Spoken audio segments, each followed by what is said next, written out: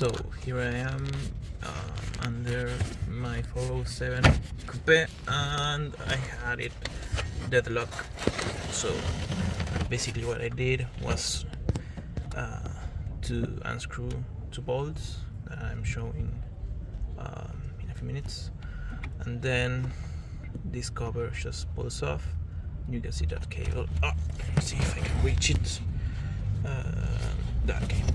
That's the one that opens the latch, and you might have seen this one, but this is for the secondary latch. So I'm showing you the bolts from the upper side.